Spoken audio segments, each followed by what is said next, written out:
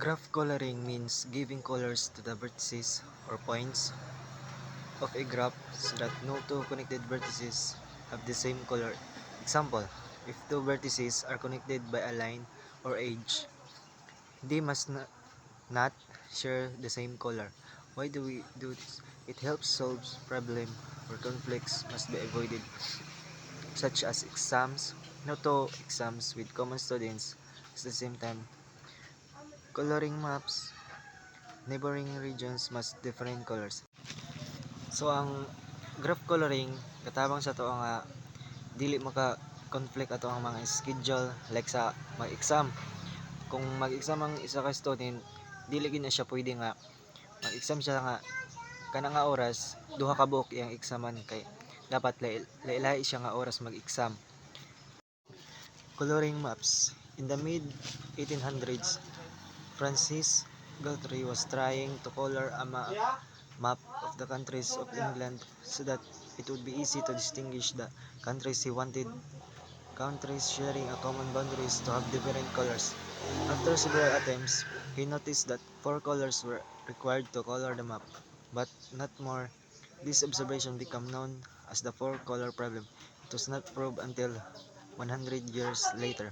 Sa makita nato sa picture, ang kaning mapa lahi-lahi gid siya og color tapos dili siya pwede nga ang isa ka color mo tapad sa same like kaning blue.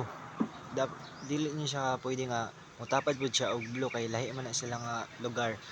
Dapat ana lahi nga color ang ibutang kay kung isa ka color ang ibutang, it means maisa ra na sila nga lugar.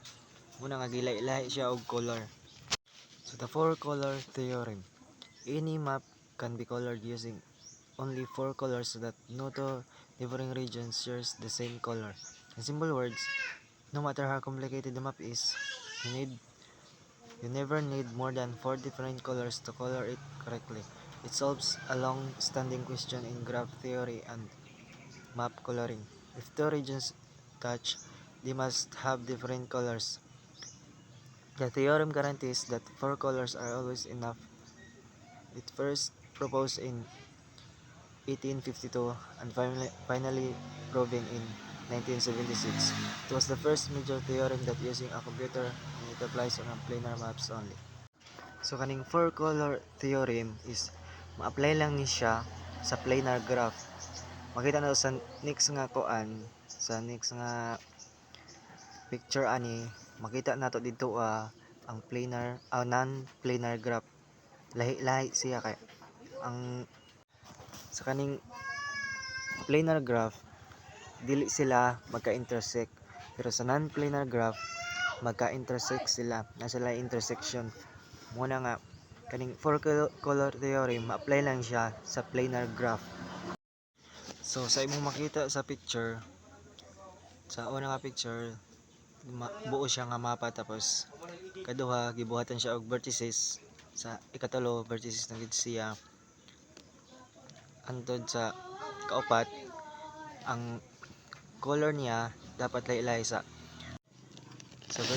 una nga vertices is green tapos ang sumpay niya nga edge sa edge kay ang ikaduha nga vertices is pink.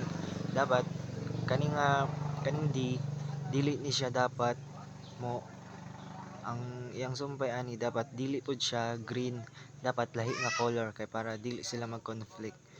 So makita ninyo nga kanang pink gisumpay na pud sa C, gisumpay na pud og E nga blue, tapos ang E nga blue gisumpay na pud og green. Dili gini siya dapat nga same sila color kay maka-conflict sila.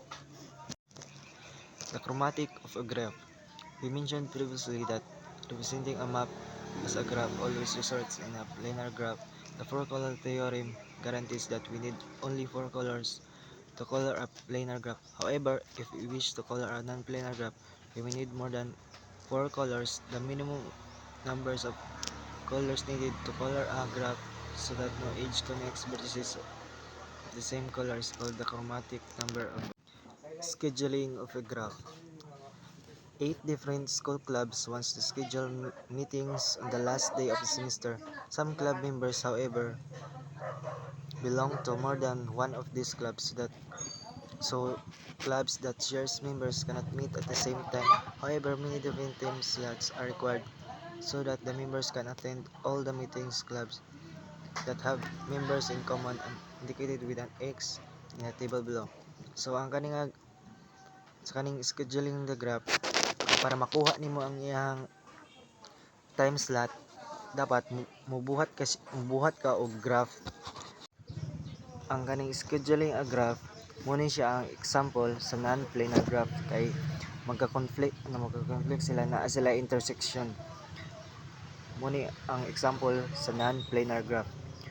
So ang kaning EC muna siya ang kaning mga EC, SG muna ang nag-represent sa mga clubs. So as we can see, makita na to nga each club must have 3 different colors. So kay 3 different colors man siya, it means they have 3 different time slot. So tulo lang gid sila ang kuan nila time slot nga pwede sa each nga club. So ang first time slot is kaning pink color is muni siya ang first nga mag-meeting, muni ang ski club, debate club ug student newspaper. Ang ikaduha kaning green, muni siya ang ikaduha mag-meeting kaning green, muni siya ang student government ug student government ug community outreach. So ang ikatulo pod nga mag-meeting isang honor society, campus democrats ug campus republicans. So mora ni sila. So ang kani sila is tulo ra ang ilahang time slot nga pwede.